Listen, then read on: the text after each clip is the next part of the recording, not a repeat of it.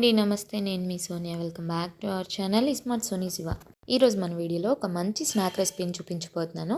ఆనియన్స్తో ఎగ్స్తో deep fry అనేది లేకుండా shallow ఫ్రైతోనే ఈజీగా సింపుల్గా పిల్లలకి నచ్చే విధంగా స్నాక్స్ ఇంట్లో ఎలా ప్రిపేర్ చేసుకోవాలో చూపించబోతున్నాను.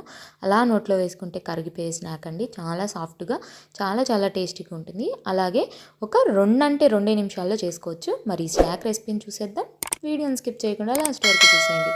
ముందుగా ఈ ఎగ్ కట్లెట్స్ కోసం ఒక బౌల్లో సన్నగా తరుక్కున్న ఉల్లిపాయలు వేసుకోవాలి. 1 కప్పు దాకా నేను ఇలా చూపించిన విధంగా సన్నగా చాప్ చేసుకోవాలి బారుగా.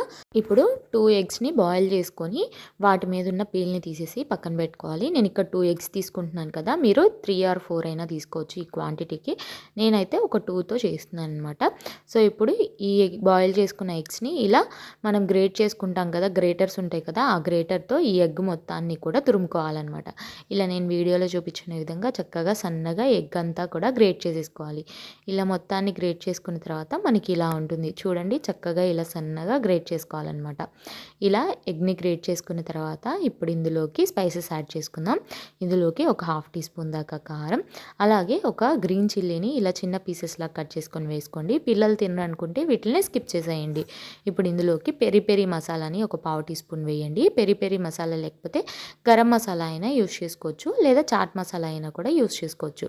ఇందులోకి ఒక 1/2 టీ స్పూన్ దాకా ఉప్పు, అలాగే ఒక 1/2 టీ స్పూన్ దాకా వేయించి పొడి చేసుకున్న జీలకర్ర పొడిని కూడా వేసుకొని వీటన్నిటిని ఒకసారి బాగా కలిసే విధంగా ఇలా కలుపుకోవాలి. ఇప్పుడు ఇలా కలుపుకున్న దాంట్లోకి ఒక 1/2 కప్పు దాకా శనగపిండి వేసుకోవాలి. మనం ఏ కప్పుతో ఆనియన్స్ తీసుకున్నామో అదే కప్పుతో ఒక 1/2 కప్పు దాకా శనగపిండిని అయితే వేసుకోవాలి. శనగపిండి కూడా వేసుకున్న తర్వాత ఒక 1 టీ స్పూన్ దాకా మస్టర్డ్ ఆయిల్ని వేసుకోండి. మీ దగ్గర మస్టర్డ్ ఆయిల్ కనుక లేకపోతే నార్మల్ వంటకు వాడే నూనె అయినా కూడా వాడుకోవచ్చు. సో ఇలా ఆయిల్ కూడా వేసుకున్న తర్వాత అంతా బాగా కలిసే విధంగా కలుపుకోవాలి. మనం ఇక్కడ ఎలాంటి వాటర్ కూడా యూస్ చేయమండి. మనం వేసిన ఆయిల్తో అలాగే ఆనియన్స్లో ఉండే మాయిశ్చర్తోనే చక్కగా మనకి ముద్దలాగా అయిపోతుంది. నేను చెప్పిన క్వాంటిటీస్ ఎగ్జాక్ట్గా కనుక మీరు ఫాలో అయితే. సో చూడండి, నేను ఎక్కడా కూడా కొంచెం కూడా వాటర్ అనేది వేయలేదు. వాటర్ లేకుండానే ఉల్లిపాయల్లో ఉన్న తేమతోనే ఈ పిండి మొత్తాన్ని కూడా కలిపేసుకుంటున్నాను. అలాగే ఎగ్ కూడా ఉంది కదా మనకి, సో బైండింగ్కి చక్కగా సరిపోతుందన్నమాట ఆ మాయిశ్చర్ అనేది. చూడండి, ఇలా చక్కగా ముద్దలాగా కలిపేసుకొని ఇప్పుడు చేతికి ఆయిల్ని రాసుకోవాలి. ఆయిల్ కానీ, గీ కానీ, బటర్ కానీ ఏదైనా వాడుకోవచ్చు అనమాట. ఇలా కొంచెం చేతికి రాసుకొని మనం తయారు చేసుకున్న మిశ్రమంలో నుంచి ఇలా నేను వీడియోలో చూపించిన విధంగా కొంచెం పెద్ద సైజ్ బాల్స్ లాగా చేసుకోవాలి. అంటే మనం ఇప్పుడు కట్లెట్ షేప్లో చేసుకోవాలన్నమాట. అంటే మనం గారెలు ఒత్తుకుంటాం కదా, అలాగా ఒత్తుకోవాలన్నమాట. సో నేను వీడియోలో చూపిస్తున్నాను కదా, ఇలా చక్కగా కట్లెట్ లాగా ఇలా అంతా కూడా చేసుకోవాలి. మరీ మందంగా చేసుకోకూడదు, అలా అని మరీ పల్చగా చేసుకోకుండా మీడియం థిక్నెస్తో చేసుకోవాలి. చూడండి, నేను ఈ థిక్నెస్ అయితే తీసుకున్నాను అనమాట. ఈ థిక్నెస్ చేసుకుంటే కనుక మనకి చక్కగా లోపల వరకు కుక్ అవుతుంది. ఎక్కువ లావుగా చేసిస్తే పచ్చి పచ్చిగా ఉంటుంది. సో ఇలా చక్కగా చేసుకున్న తర్వాత ఇప్పుడు ఈ కట్లెట్ని ఒక ప్లేట్లోకి పెట్టేసుకోవాలి. ఇలాగే మిగిలిన పిండితో కూడా పిండి మొత్తాన్ని ఇలా మనం కట్లెట్స్ లాగా చేసుకోవాలన్నమాట. ఇలా మొత్తాన్ని చేసేసుకున్న తర్వాత ప్లేట్లో పెట్టేసుకోవాలి. ఇప్పుడు మనం వీటిల్ని డీప్ ఫ్రై చేయట్లేదనమాట, జస్ట్ షాలో ఫ్రై చేస్తున్నాం. మీకు డీప్ ఫ్రై చేసుకోవడం ఇష్టమైతే డీప్ ఫ్రై కూడా చేసుకోవచ్చు, బట్ నేనైతే ఇక్కడ షాలో ఫ్రై చేసి చూపిస్తున్నాను.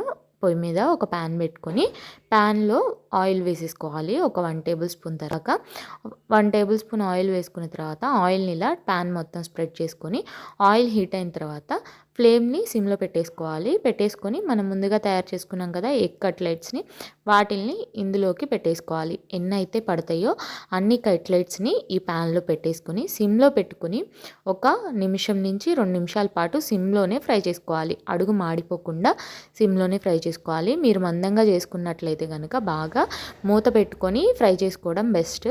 బట్ నేను ఇక్కడ మీడియం థిక్నెస్తో చేశాను కాబట్టి మూత ఏమీ పెట్టకుండానే ఇలా సిమ్లో పెట్టుకొని ఒక 2 మినిట్స్ అయితే ఫ్రై చేసుకున్నాను. 2 మినిట్స్కి చక్కగా ఒక వైపు అనేది మనకి ఫ్రై అయిపోతుంది అనమాట. అప్పుడు సెకండ్ వైపుకి ఫ్లిప్ చేసుకొని మరొక నిమిషం పాటు ఉంచుకోవాలి. నిమిషం నుంచి నిమిషంన్నర వరకు చక్కగా సిమ్లో పెట్టుకొని మాత్రమే ఫ్రై చేసుకోవాలి. సిమ్లో పెట్టుకుంటేనే మనకి చక్కగా లోపల పచ్చి ఏమీ లేకుండా కుక్ అయిపోతుంది. ఇలా ఒక నిమిషం తర్వాత చక్కగా టర్న్ చేసుకొని ఈ మొత్తాన్ని కూడా పక్కకు తీసేసుకొని ఒక ప్లేట్లోకి పెట్టుకోవాలి. మళ్ళీ అదే ప్యాన్లో ఇంకొక టేబుల్ స్పూన్ ఆయిల్ వేసుకొని మళ్ళీ మనం ముందుగా చేసుకున్న మిగిలిన వాటిల్ని కూడా చక్కగా పెట్టేసుకొని సిమ్‌లోనే పెట్టుకొని ముందు చెప్పిన విధంగా 2 వైపులా కూడా చక్కగా గోల్డెన్ బ్రౌన్ కలర్ వచ్చేంత వరకు ఫ్రై చేసుకోవాలి. తిప్పుకుంటూ చక్కగా 2 వైపులా కూడా పచ్చిదనం ఏమీ లేకుండా ఫ్రై చేసేసుకోవాలి. అంతేనండి. ఇలా ఫ్రై చేసుకున్న వాటిల్ని ఒక్కొక్కటిగా తీసి ప్లేట్‌లోకి సర్వ్ చేసుకోవడమే. చాలా ఈజీగా, చాలా సింపుల్‌గా 2 అంటే 2 నిమిషాల్లో చక్కగా ఈ ఎగ్ కట్లెట్‌ని అయితే చేసుకోవచ్చు. మనం ఎగ్స్ బాయిల్ చేసుకోవడమే టైం పడుతుంది. వన్స్ ఎగ్స్ బాయిల్ చేసుకున్న తర్వాత చాలా ఈజీగా చేసుకోవచ్చు. అలాగే టేస్ట్ కూడా చాలా చాలా బాగుంటుంది. పిల్లలు కూడా చాలా ఇష్టంగా తింటారు. చూడండి, నేను ఒకటి తుంపి చూపిస్తున్నాను. పైన లైట్‌గా క్రిస్పీనెస్‌తో అలాగే లోపల సాఫ్ట్‌గా, లోపల కూడా చూడండి చక్కగా కుక్ అయిపోయింది. పచ్చిదనం ఏం లేకుండా చాలా చాలా బాగుంటుందండి. మౌత్ మెల్ట్ అయిపోతుందనమాట నోట్లో వేసుకోగానే. పిల్లలైతే చాలా ఇష్టంగా తింటారు. చాలా ఈజీ రెసిపీ. అన్ని ఇంట్లో ఉన్న వాటితో ఈజీగా చేసేయచ్చు. సో తప్పకుండా ట్రై చేయండి మీరు కూడా. ట్రై చేశాక ఎలా వచ్చిందో మీ ఫీడ్‌బ్యాక్‌ని నాతో షేర్ చేసుకోవడం అస్సలు మర్చిపోవద్దు. ఈ వీడియో అయితే నచ్చిందని అనుకుంటున్నాను. వీడియో నచ్చితే వీడియోని లైక్ చేయండి. మీ ఫ్రెండ్స్ అండ్ ఫ్యామిలీ రిలేటివ్స్‌కి షేర్ చేయండి. ఇంకా ఇలాంటి ఎన్నో ఈజీ అండ్ క్విక్ రెసిపీస్ కోసం స్మార్ట్ సోనీ శివ ఛానల్‌ని సబ్స్క్రైబ్ చేయండి. ఈ వీడియో అయితే ఇంతే. మరొక మంచి వీడియోతో మళ్ళీ మీ ముందుకు వచ్చేస్తాను. అంతవరకు సెలవు. By all. Thanks for watching.